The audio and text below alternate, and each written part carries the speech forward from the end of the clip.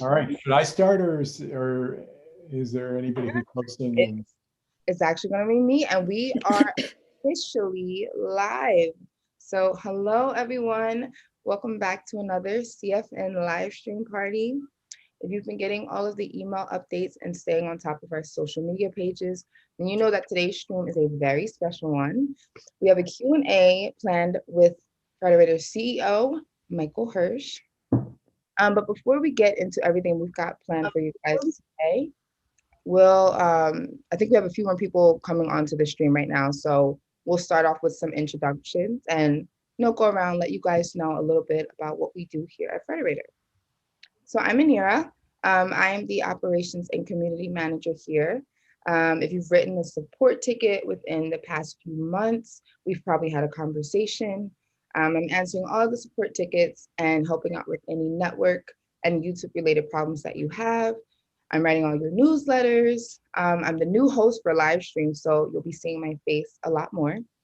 I'm helping add in any new additional channels you guys want to bring into the network. And I'm also on Discord. So I've been talking to a lot of you lately and brainstorming some new community event and ideas for the community. Kenny, did you want to go? Sure. I'm Kenny, which I'm sure most of you are familiar with. I oversee Frederator Digital as well as the Channel Frederator Network. And what I do is basically oversee the entire team. And I love the team. They make me happy. And that's my job. Andrea, you're muted. I was muted. I wasn't sure because I'm also watching the live stream. I didn't want there to be an echo before I could turn the volume down. So yeah, I'm Andrea. I'm also on the operations team. I do some support tickets, but Anira has been great and taken most of those over, and she does a better job at them than I do. And so right now I do a lot of stuff with like numbers and analysis and reporting and making sure that everyone gets paid the right amount, and all of the back end things that are very exciting to me. Polly, did you want to go? Sure. Hi guys, I'm Polly. I am a talent manager for individual channels, more not really the group effort in Discord as much, mostly one-on-one managing and checkups on your channel and just keeping you guys brainstorming as much as possible, getting through any slumps or just trying to get even more spikes, but helping you guys like with performance as much as I can. Okay, and Catherine? Hi guys, I'm the influencer marketing and social media manager. I basically connect the YouTube channels to brands, try to get you guys sponsored, and update our social media. In a nutshell, that's what I do. And then Monty, you can go. Hey guys, I'm Monty. Same as Polly, I'm a talent manager here, and I'm the one kind of running around seeing what I can do to help you guys. All right, and before we get to our man of the hour, I did want to make a super quick announcement for our network members. I know a lot of you have probably received an email from YouTube recently regarding the new changes to terms of service around taxes. We will be sending out an email next week to everyone in reference to what this means, what it means for the network, and how it might affect your channel.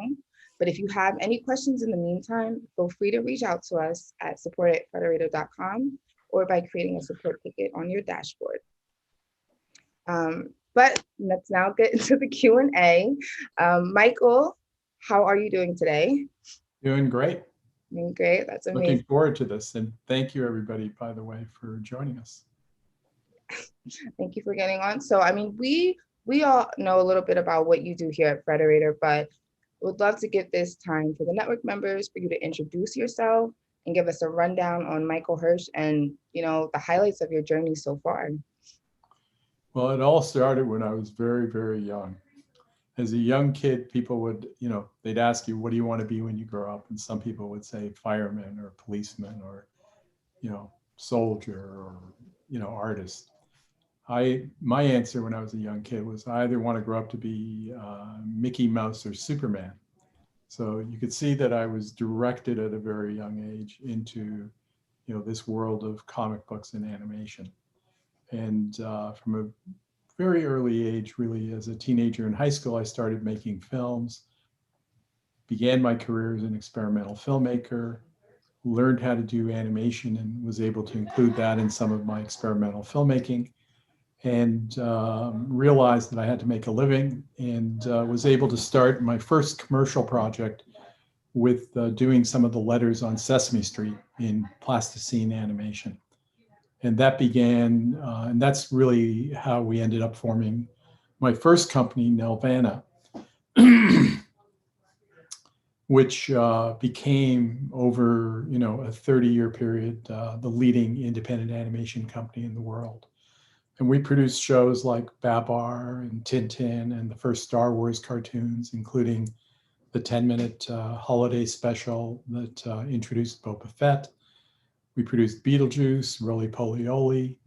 We lived through the period where animation was done in the old-fashioned way by hand drawing, where animation was painted by hand, lived through the evolution of digitization, and moved into 2D animation and 3D animation, and along the way learned a lot, developed a lot of shows, produced a lot of shows. We probably produced close to 100 shows at Nelvana, and with about 3,000 episodes that resulted from that. And happy to talk about any of those titles if people know about it. This is Nelvana's 50th anniversary, so I'm proud of that, even though my partners and I who founded the company all exited about 20 years ago, and we sold the company to Canada's largest kids broadcast entity called Chorus. But we ended up leaving after a couple of years. I then started another animation company by buying Cinar, which was an animation company out of Montreal that did Caillou and Arthur. And we basically saved them from the the kind of fraud and financial shenanigans that they were up to. And I like to say I took the sin out of Cinar and created Cookie Jar.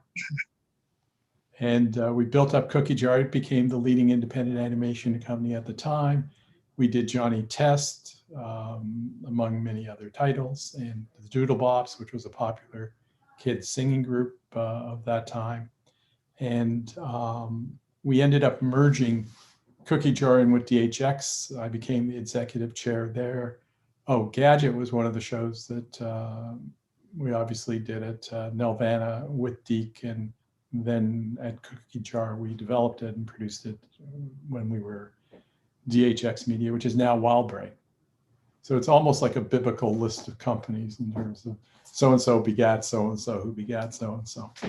And then I left after 3 years at DHX and decided to do it one more time, and worked with Fred Seibert and with the Mainframe people to put those companies together. And we're excited by what we're doing at Mainframe and excited what we're doing at Frederator. We've got Castlevania that continues production. We've got Bee and Puppycat that's in production, and lots of great projects in development that we're looking forward to bringing to everybody. If I've had a slogan over the years, it's been world domination through animation. I have a passion for animation. I think animation is, in the digital world, like it's the perfect medium to communicate and to share things, with people on. And animation has just continued to grow over the years. So I love what I do and happy to answer any questions about the shows or characters or building companies, anything that you're interested in knowing. I'm just now realizing that you were behind the Doodle Bops. I used to love the Doodle Bops. I used to sing along all the time. But we do actually have some network member questions that were submitted in last week. And we basically had them ask, anything they were interested in knowing or hearing your opinion about. So our first question comes in from VT Animation, and they ask, hey, Michael, So it says you were involved in the production of shows like Rolie Polie Olie, Franklin, Tintin, Babar, and I was curious to know what your position was and how that shaped you in the animation industry. And best to you as the new CEO of Frederator. Well, thank you. So my position in all the cases, I was an executive producer. In some shows, I was much more engaged. So for example, in Rolie Polie Olie, I was very involved with, getting that show off the ground. And it was the second CGI series for TV. The first was Reboot, which came out of Mainframe, which is part of our WOW Unlimited Media company, sister company to Frederator. But they had the first one, which was on ABC TV. And Rolie was really the next one, which was on, we put it on Disney Channel. And the breakthrough on Rolie was that we were able to, first of all, we were working with Bill Joyce, who's a fantastic creator, produced some of my favorite books, children's books, and movies and TV shows now. And Rolie Polie Olie, one of the breakthroughs was we felt that in order for CGI to really work on TV, you had to be able to produce shows on a TV schedule, which meant within a year, as compared to 2 or 3 years. Reboot had been produced over a 3-year cycle and was always falling behind schedule. That's just not dependable for a TV network. So what we did is we shared the work between Vietnam, Paris, and Toronto. And essentially, I like to say people were working probably 36 hours a day on the show. So we got the show done in a third of the time of a Reboot kind of show. And secondly, it was really well designed for CGI because it was, all those geometric shapes. And so, and it was our first Emmy too, so you can't beat that. So that was a great experience. Tintin, we were producing with the same partner in France that we had brought in to do Babar, and this time they had the rights to Tintin. They brought us in, and Tintin is a great French property, actually Belgian property, that is iconic, very strong influence on a lot of the pop artists, including Andy Warhol. And we produced a series of 39 episodes that ran on HBO in the 90s and that are now today live on YouTube, like everything else great that has survived over the years.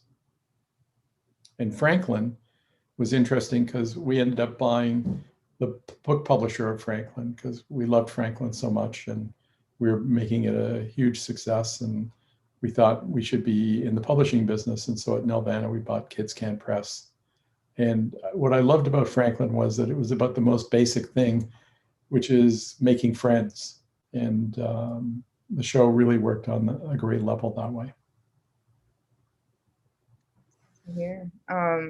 So then our second question comes in Alessandro Carducci, and they ask, among the cartoons I saw on TV when I was a child, it was Babar, Tintin, Franklin, Rolie Polie Olie, and the Magic School Bus. Which cartoon are you most attached to among the productions you've made? So there's a few that are really kind of very important to me. One was the first 10-minute Star Wars cartoon, because we were a small production company in Toronto, Canada. And at that time, there really wasn't an industry. We were there before we built the industry.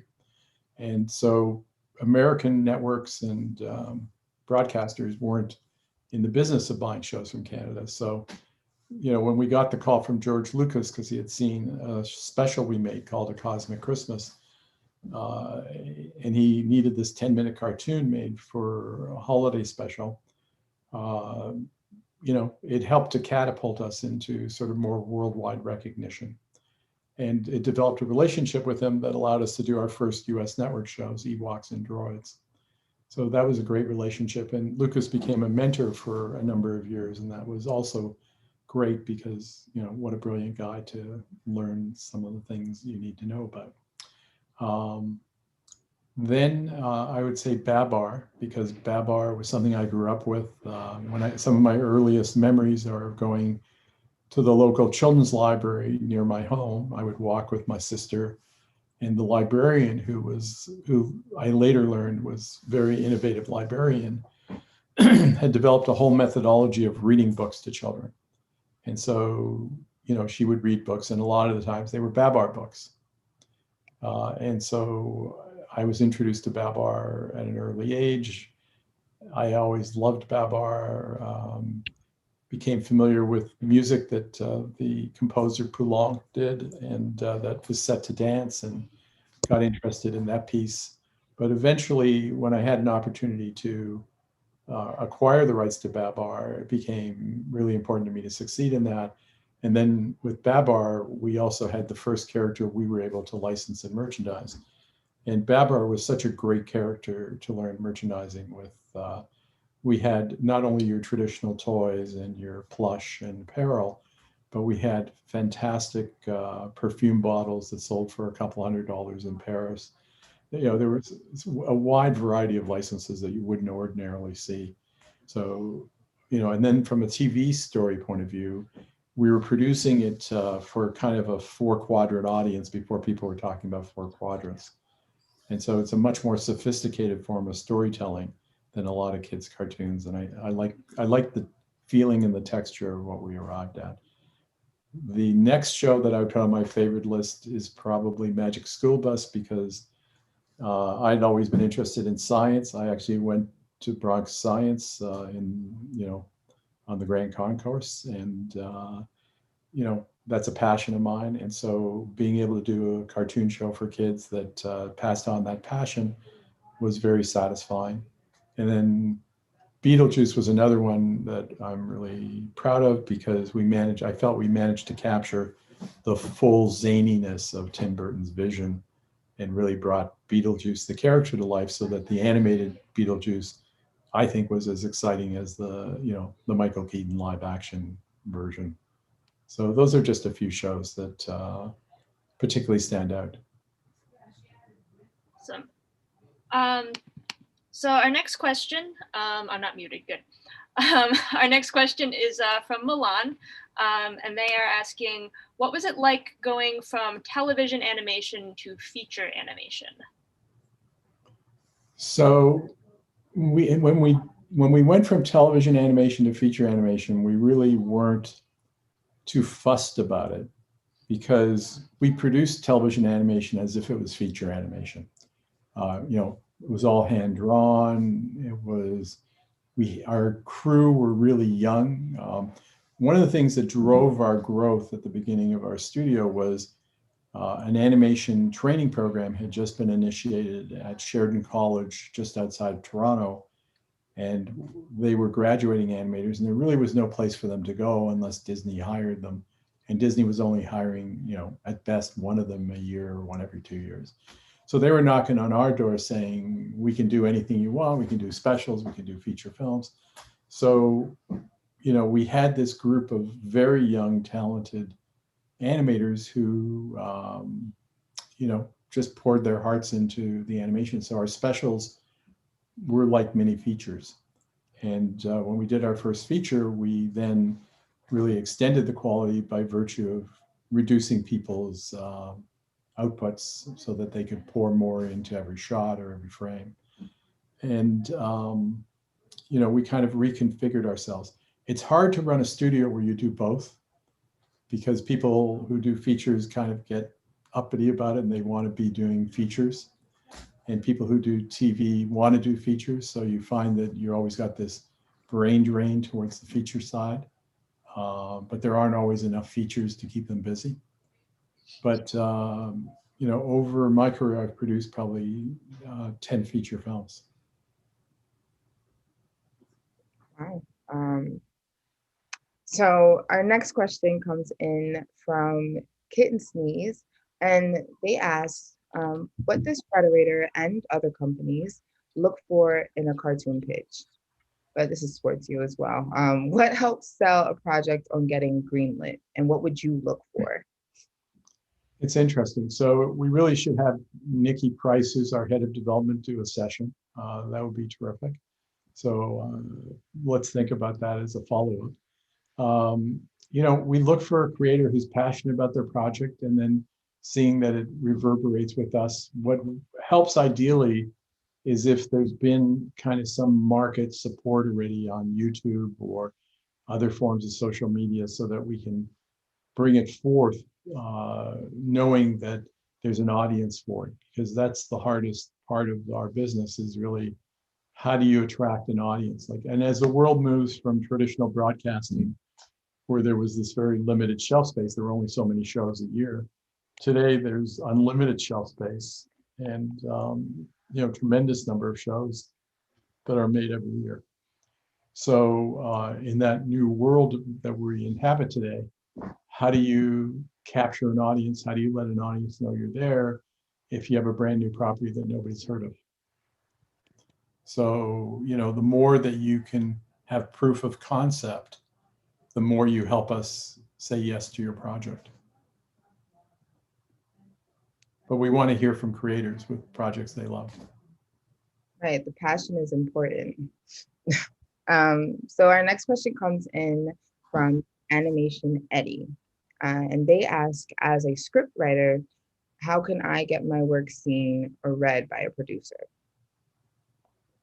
Okay, and I guess the thing is, if you're looking to get a job as a writer on a show, it's one sort of path. If you're looking to, you know, get a producer to option your property, it's another path. I think I just spoke about the path, which is the development path of your idea. But if you're looking to get hired as a writer, what many writers do if they're breaking in is they write sample scripts of shows that are popular, like the big hits, so that you show what you can do in writing a, you know, a Rick and Morty or a Castlevania or a, you know, a Paw Patrol. You know, it just depends on what you want to, what kind of show you want to write, or be in Puppy Cat. But essentially, by doing a sample script, you're showing how you can take somebody else's idea and work with it. And that's an important selling tool for selling your services as a writer on other people's properties. And then our next question comes from Dort, and they ask, how do you recommend creators deal with the conflicts with creative vision versus network mandates and restrictions when they are pitching for television?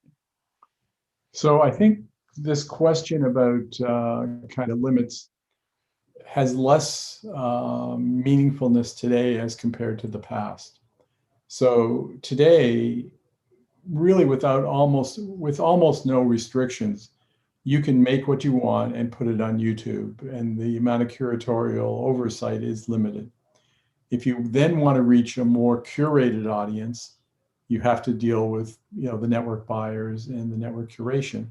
But in a world where they have unlimited space, there's a lot more freedom allowed, because nobody has to watch any one show. Everything is kind of something that you basically go and look for on this, you know, on the offering, versus this is on our air and it dominates it the old-fashioned way, right?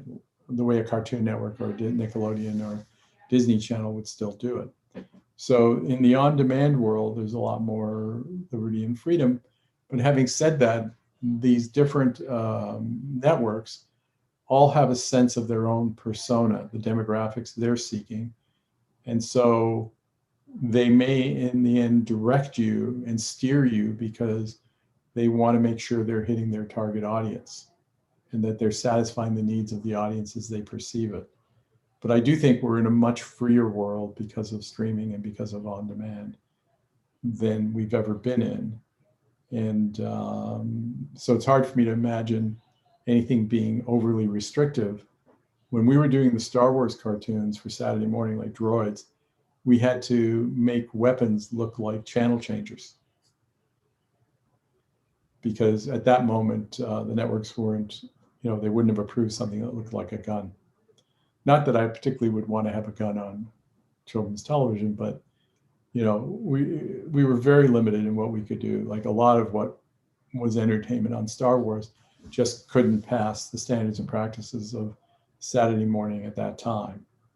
And then once you had cable channels like Cartoon Network and Nickelodeon, et cetera, there was more freedom because they weren't regulated as tightly. And now we're in a world of even more freedom where there's even less regulation, less concern about, because there isn't, particularly on the channels that don't have advertising, you're not worried about advertisers complaining and pulling their advertising.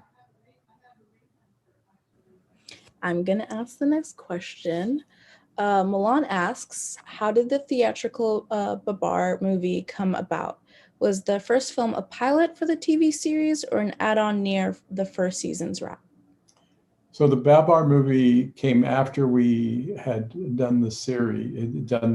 We were in the midst of doing the series. We wanted to give a boost to the property. We thought it could work theatrically. It didn't particularly work theatrically. It worked well in France and was helpful. Again, it spurred merchandising sales in France and some European countries. And but by and large, we just thought that Babar could live, on the big screen, and it did attract an audience. It just wasn't a big enough audience, and I think that in part it was perceived to be a younger, even though our show I think skewed to a 4-quadrant audience. It wasn't a big enough audience to sort of come looking for it on the big screen. And then the problem for a lot of independent movies is how you get a big audience. Because by the time we did Babar the movie, the amount of money that Disney was spending opening movies made it impossible for an independent to compete. So, the movies were really, probably should be looked at as made for home video, because that's where they lived the best. Got it. Over to me now. This question says, comparing the animation industry to when you first entered it versus now, what are some of the biggest differences you've noticed? We just kind of touched upon not having to maybe work for the advertisers as much, but are there positive changes, negative changes? What do you think? So when I started in the business, the US market, the animation market, was dominated by Hanna-Barbera. They had about 80% of the television screen time in the 60s and the 70s and the 80s, maybe going into the 80s. And Deke was a company that had a big, big percentage of the time back in the early 80s. Filmation had a lot of the time in the 70s. Like of the 80% that, of the 20% that Hanna-Barbera didn't do, Filmation was number 2. But there really weren't a lot of competitors. There were less than a handful of competitors. And unfortunately, I think that's generally true in the US today. So much of the animation production community has aggregated within the big homes of Nickelodeon, Cartoon, and Disney, and the vertically integrated huge companies. So when you think of companies that are independent of the big studios, there aren't that many.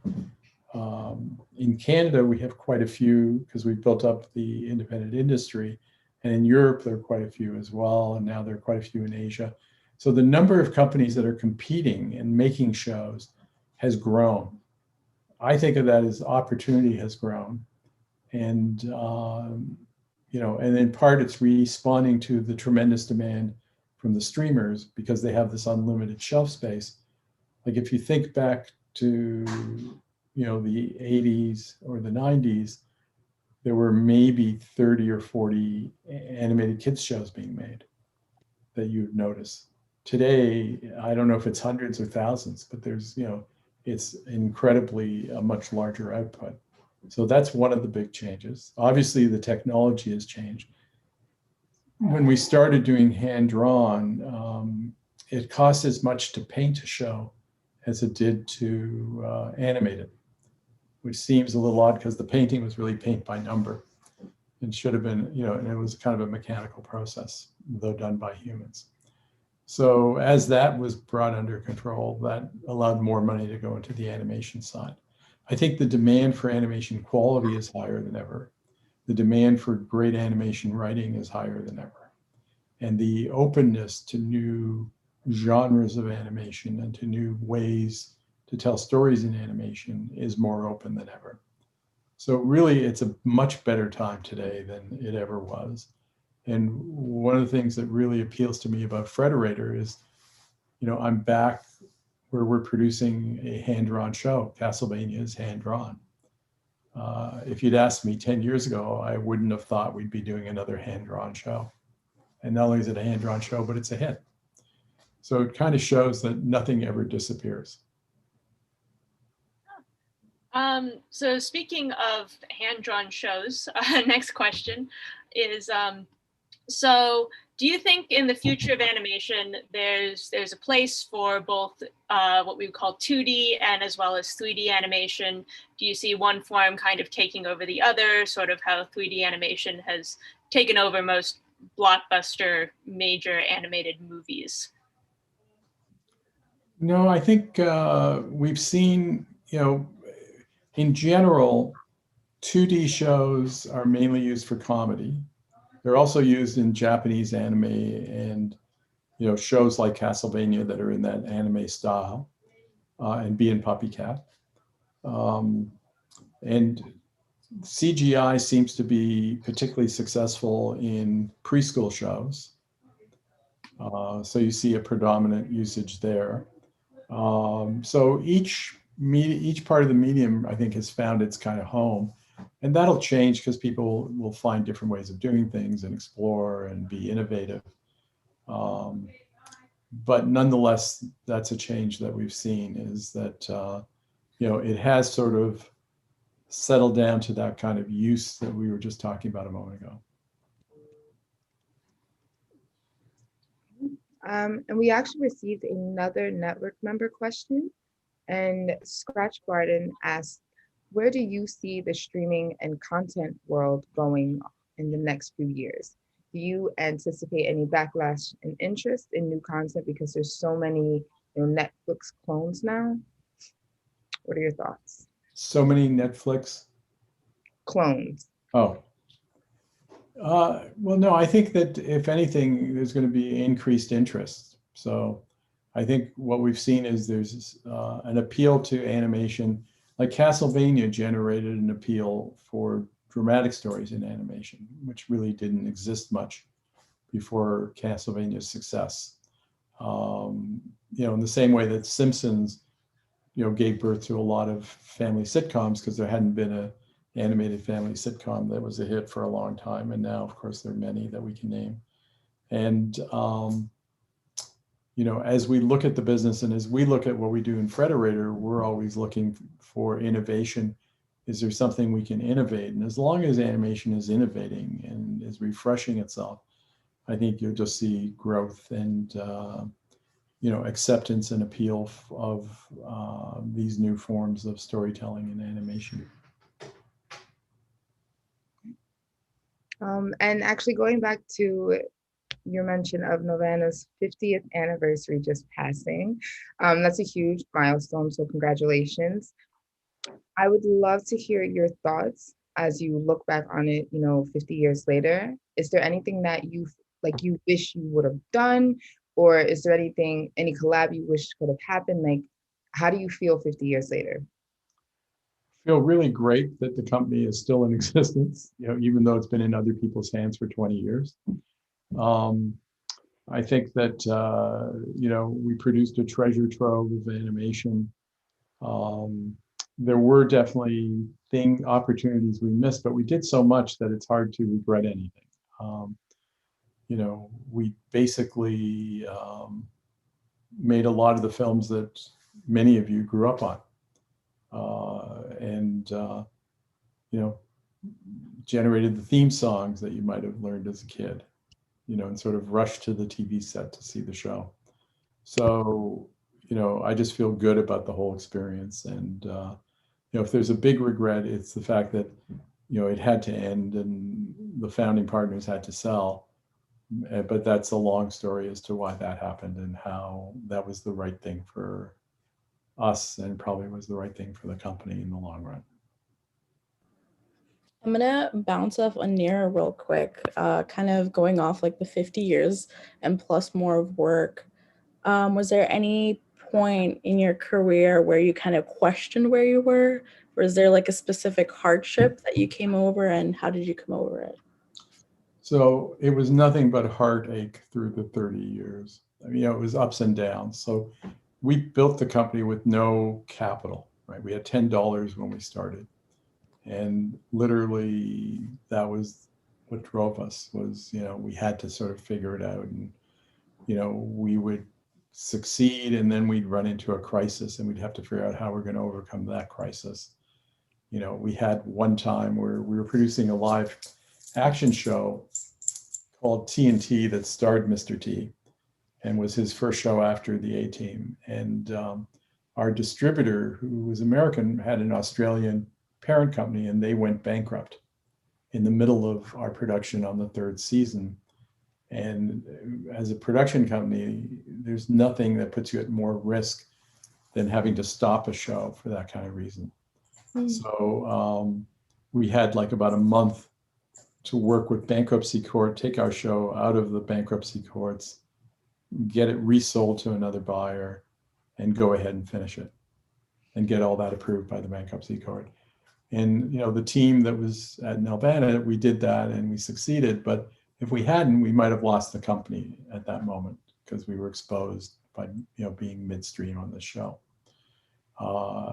We made an animated movie a few years before that called Rock and Rule.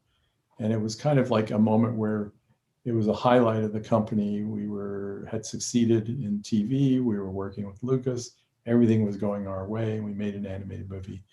And we decided that we had to go over budget to finish the movie the way we wanted. And we ended up almost losing the company because we had overspent and were nearly bankrupt, or we're technically bankrupt. But, we made a decision to work our way out of it. And so as a company that had never made more than 1/2 hour of television in a year, we then did 100 hours the next year, which included 30 hours of Inspector Gadget. So, pretty much every 5-6 years, we were guaranteed to have one of these crises, and you never knew where it was going to come from and you never knew what was going to cause it. But you had to deal with it, and you had to because you were basically fighting for survival. And I guess because we had built this company up from scratch, we were just dedicated to solving the problems. It's really amazing. Kind of shows that like resilience it can get things done. That's really inspiring. Yeah. So one of the things that inspires me is, and I'm often inspired by children's books, is the story of the little engine that could. Whenever I'm in one of those moments where it's like you're about to fall off a cliff, I think of the little engine that could, and basically, just use that mantra of, yes, I can, yes, I can. And I try to get everybody who's in my management team, to do the same thing. The other image that I sort of hold on to is the roadrunner running off a cliff, but not falling if he doesn't look down, or Bugs Bunny running off a ledge and getting to the other side as long as he doesn't look down. So that Warner Brothers kind of slapstick humor, has also saved me in these moments, because it really is just both Little Engine That Could and Bugs Bunny and Roadrunner are really all about the power of positive thinking. And you really can't, it's very hard to succeed if you don't look ahead and know where you're going. It just seems like a naive thought, but I've seen it over and over again. It's what gets you through the riskiest moments, the most dangerous moments, the most fragile moments, is that belief in what you're doing and the belief that you can succeed. It can be totally irrational belief. Like everybody around you can be looking at you like you're crazy. But that's what an entrepreneur needs. That's what managers need, is they really have to believe in what they're doing. And in a sense, every production is a miracle. That's very beautiful. Thank you, Mike. You're welcome. Really inspiring. Staying on the theme of the little engine that could and being inspiring, advice would you give to those who were looking to break into the animation industry, whether as a producer or, you know, an animator? So I think one of the best things to do today is make something, make shorts, put them on YouTube. You know, if you look at the success of Natasha Allegri's Being Puppy Cat, you know, she produced a short. Then we were able to raise money for the first series through a Kickstarter campaign. And so by the time it was time to do the next series, we had a lot of fans and followers. And it was that proof of concept that has allowed this little idea to grow. And Being Puppy Cat is not the traditional idea that finds a home easily in animation. You know, it's a very imaginative, fresh place to be, but you have to kind of prove it. And I think that's what I would urge everybody to do, is to basically, you know, put their kind of effort into making it a success. And then companies like Frederator and, you know, some of our competitors can jump in and help try to take it to the next level because of our connectivity to the market, because of our understanding of what the market wants. But a creator, you know, somebody who wants to create, they should create. It's that simple. Again, it's back to the little engine that could, right? It's that yes, I can attitude that differentiates a winner from somebody who just had the great idea but never executed.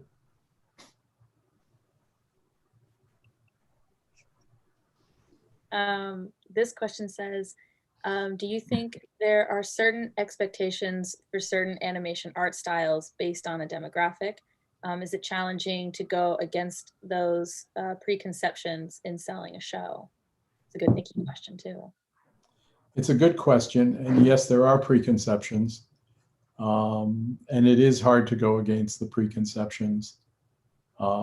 Success often happens when you go against the preconceptions, but the chance of success are reduced because you're challenging it. I think what we've seen is over the years, some of the biggest hits are the ones that challenge the conception. So Star Wars is an interesting example. You know, before Star Wars, there was nothing like Star Wars, you know.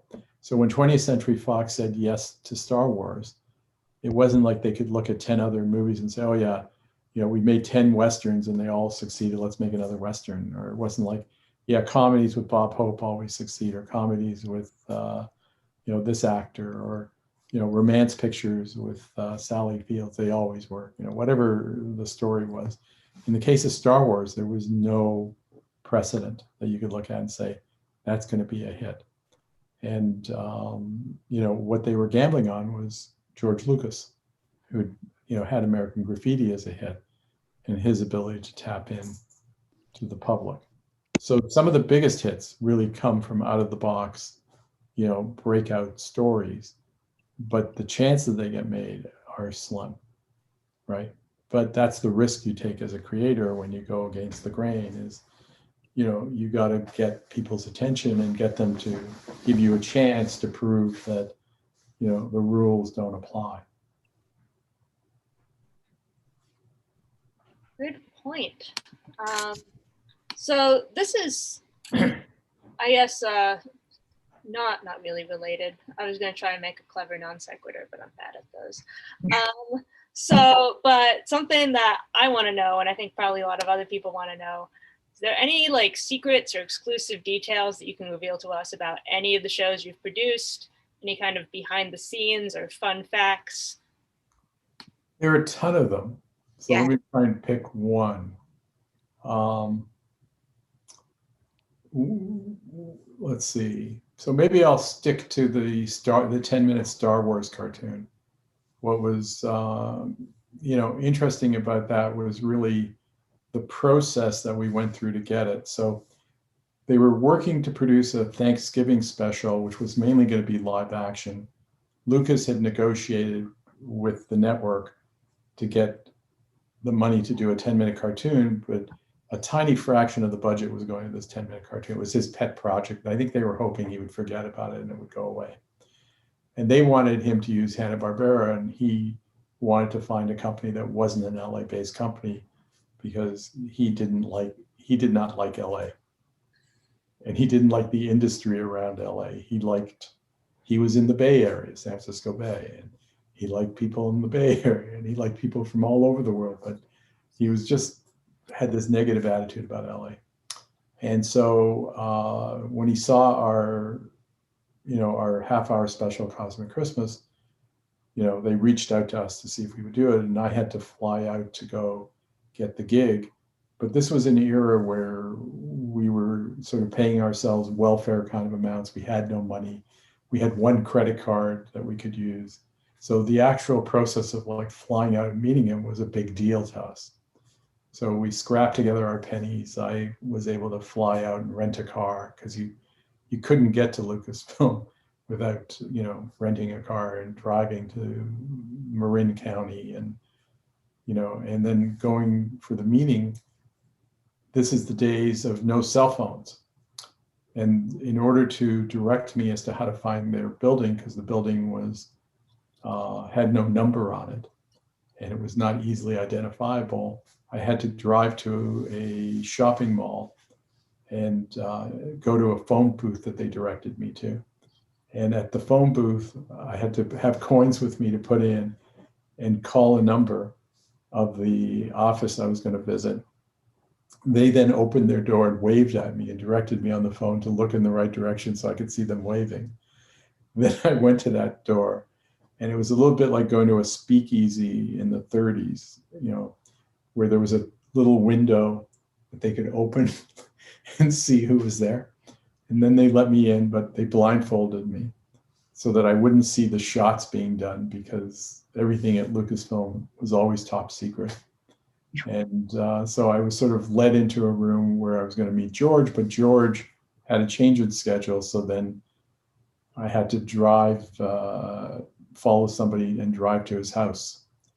And he lived about a 10-minute drive from this studio that I'd done all this work to find. And when I got to his house, he had an old sort of probably pre-World War I cannon in front of the house. That's how you knew you were, at the Star Wars mansion, right? It was the cannon. That actually reminds, not that story, but that question reminds me of when I first learned Rolie Polie Olie was a Canadian show, because it was my favorite show, and somebody was like, "Oh, it's Canadian," and I was just like, "How does TV work?" I just remember it like totally blew my mind. Really? Because I just was like, "How did that get here? I'm not Canadian," and I like completely totally remember that feeling. That's funny. How old were you when you did that? Probably like 4. Okay, I love those types of thoughts. Yeah. Like, how did you know it was Canadian then even? Oh, somebody told me, somebody just knew I loved it and was like, "Oh, it's a Canadian show." And I just like didn't even know how to process that. Yeah. Right. Like, where does TV come from? And how did it was so, opened up a whole window of thinking I had not yet accessed. Horrible. It is funny how kids think about it, how they think about what they see. I'm going to ask the next question. It is from Milan. Having worked with several IPs in the past, what do you feel makes a solid reboot or revamp for a new audience and fans of the original property? That's a good question. So we're going to announce a new property we picked up at Frederator, which is really an old property I produced at Nelvana. The rights were available, and we went through that analysis, right? So I don't know how many of you remember Maggie and the Ferocious Beast. So Maggie and the Ferocious Beast was on, was on Nickelodeon, and it was a hit show on Nickelodeon. To some degree, they knocked us off to make Dora. They copied a lot of the look and feel of Maggie for Dora. And so when Dora came on, Maggie kind of was shuffled off. So it ran 39 episodes, but was successful. And what I wanted to do was revive, sort of a successful brand like that, but one that I felt hadn't reached its full sort of life that it could have had. And my feeling was that if we built off of the Ferocious Beast, for subsequent shows, we would basically have a much more interesting show. So there's now going to be a huge number of beasts that are family to the ferocious beast. And we're going to go visit all of his family. And Maggie will be there at the beginning, sending him off on his voyage. Oh, But, that's so good. Yeah, so what we were looking for was, how successful was it? Well, it was a top-rated show. It sold all over the world. We had a nice little small merchandising line. And I felt that the beast was unexplored in terms of, and I love those types of characters because the author of this is Mickey Paraskevas.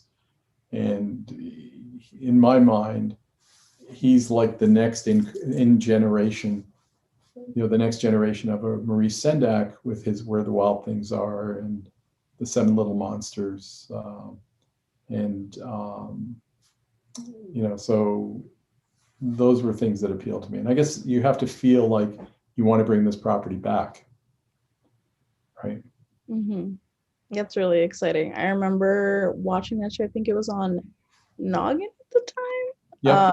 I didn't know English, but I'd like to think that little me could interpret what they were saying based on what I was seeing. It was great. What was your first language? Spanish. Okay. So that's great. Yeah, that's super exciting. That was a good show, Maggie the Ferocious Beast. Now I have the theme song stuck in my head. Yeah, it's a problem. These theme songs. That's what gets you, the theme song. Yeah, they're worms that go around your brain. That's their goal. It's what they're supposed to do.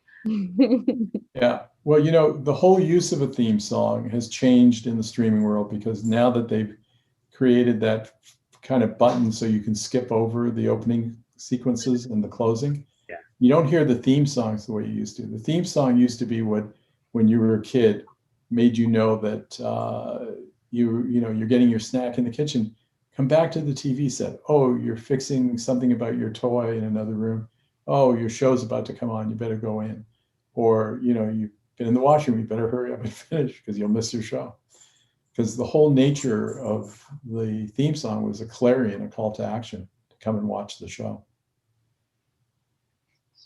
My favorite part about theme songs was how the animation in the theme song was always like 5 times more epic than the animation in the show. Always. Well, and the reason was you showed it over and over again. Yeah, you could reuse it. That's right. And so it was a way of showing people what the show could really look like if you had the budget. So my favorite animation that we did for a theme song was the Beetlejuice opening, where a ton of money was poured into the opening in animation. We actually got another question in from WKid92. They want to know which one is your favorite theme song. It's a good question. I really like the Franklin song. It was done by Bruce Coburn, who's a really great folk singer, kind of eclectic singer. That's the turtle, right? Yeah, that's the turtle. And it's all about friends. That's it. He made more money from that song than any other song he ever wrote, and he was covered by some pretty big people. The other one that I really have a lot of time for is the Care Bears theme song, which was done by John Sebastian, at least our version, which was the Care Bear Countdown. Yeah. Someone in the comment section said it was stuck in their head for about like 2 weeks. Pardon? Someone in the comment section said it was stuck in their head for like 2 weeks. Right. But which show? Franklin or Countdown? Care Bear. Yeah, the Care Bear Countdown is one of my favorites. And I'm somebody who can't sing, can't keep a beat. I'm totally amusical, but I've worked on a lot of the theme songs that we did. And I think the fact that I had no music talent helped me a lot, because I had no expectation that I could ever show somebody or tell them what it should be, but I could give them my input. And I would be coming from the most modest place, because any artist hates to get that kind of input, right? But so I had a fair amount of success, I think, in shaping some theme songs. I love the Rolie Polie Olie theme song. Yes. Oh, I was waiting for that. Yeah, and that one was actually pretty much guided by Bill Joyce, the creator of the property. That's the poem that he had created that we started with. That there was nothing more than one poem when we developed the series. So those are just a few of my favorite theme songs. One more question, right? From Dorked. Yes, this is and just in time because we are about to be end of our stream.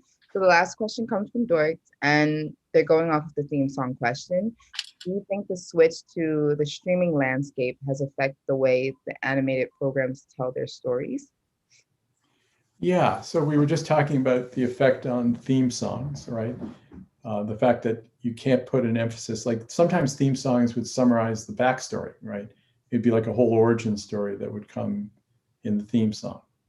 Sometimes it would set up the tone of the show or the theme of the show, and you really can't rely on doing anything with the theme song anymore. So that's one way that streaming, I think, has affected, sort of storytelling today. I think the other ways are that, you can tell longer stories. You can have story arcs.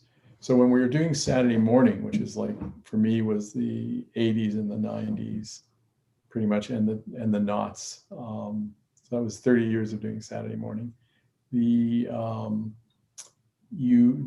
didn't want to have a two-parter or a three-parter because it was considered bad for children to leave them hanging.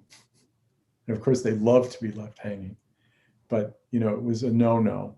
So no network would let you do a multi-parter. And if you did, you had to make it look like the show ended. You had to have a fake ending and then pick it up again in the next episode as if it really didn't end, and have a fake new beginning. And then eventually you could cut them all together into a longer piece.